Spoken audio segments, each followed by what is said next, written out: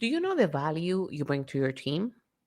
Or perhaps you feel you can offer more and you have not been able to express the why effectively?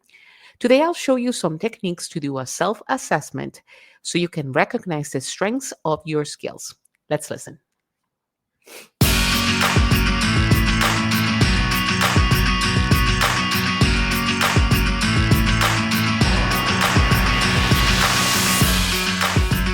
Hi, and welcome to the Hardcore Soft Skills Podcast.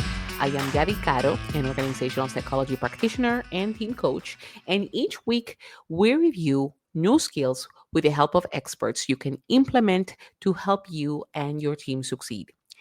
In the previous episode, I was discussing about the need to connect with others. So, as you prepare to take a new project team, join a team, or prep for that job interview, doing a self-assessment helps will remind ourselves of what it is that we can bring to the table.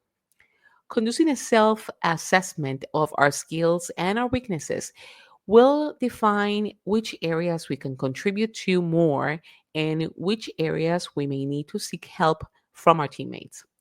First, let's talk about evaluating our hard skills, which quote unquote the technical skills. If you are a job seeker, review the description of the role you want. If you are in an existing role, you can review the statement of work for your team or organization and the expected results. If you do not have that, ask your manager about what were the specific skills that they were looking for. If you see things evolving in your organization now, what are those coveted skills they need? Do you have those already?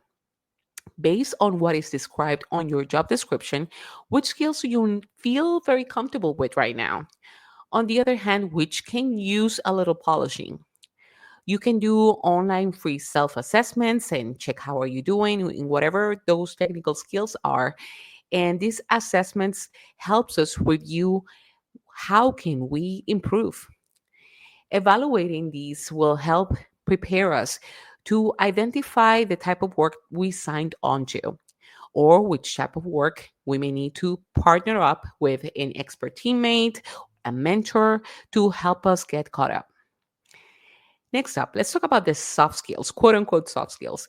These are a bit trickier because they might not specifically be captured in your current job description, but there are a few ways to go about assessing them. You can use the assessment checklist I provide here to you free of cost.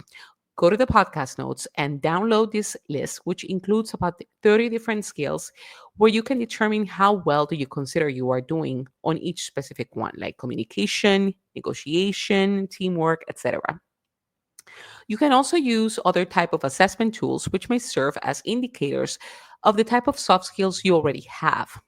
There are, for example, the Clifton Strengths Assessment, which assesses areas such as strategic thinking, your level of influence, how do you relate to others.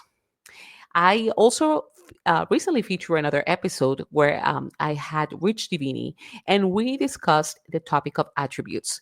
Listen to this episode, which I provided here in the show notes, and you will learn more about some of my own attributes and how can you assess your attributes as well. Then be open to honest feedback. Seek out the honest opinion of people you trust. Find a friend, a former coworker, or even your partner.